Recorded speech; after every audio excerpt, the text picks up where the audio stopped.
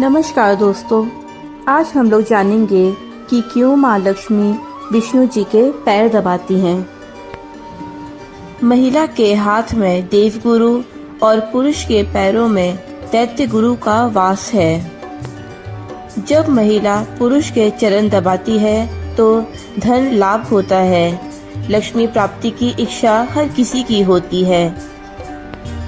लक्ष्मी कृपा के लिए भगवान विष्णु की कृपा पाना अत्यंत आवश्यक है, क्योंकि लक्ष्मी उन्हीं के चरणों में रहती है। शास्त्रों में या भगवान विष्णु के किसी भी तस्वीर को देखें, आप पाएंगे कि माँ लक्ष्मी सदैव उनके चरणों में बैठी उनके चरण दबाती ही दिखती है।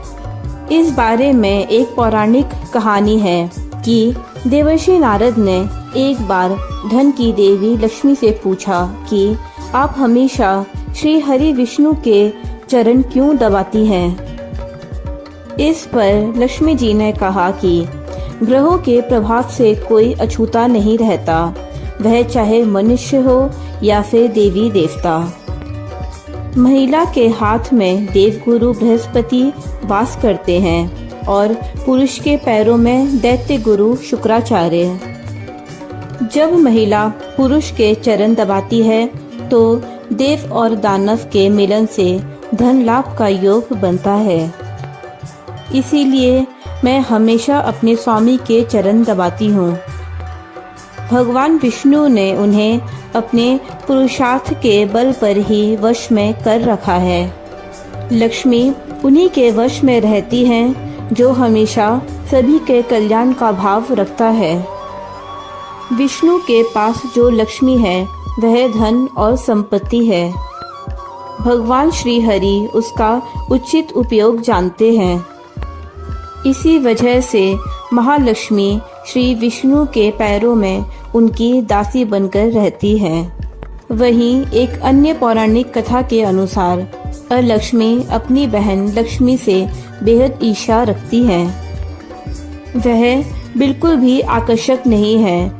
उनकी आंखें भड़कीली, बाल फैले हुए और बड़े बड़े दांत हैं। यहाँ तक कि जब भी देवी लक्ष्मी अपने पति के साथ होती हैं और लक्ष्मी वहाँ भी उन दोनों के पास पहुँच जाती हैं।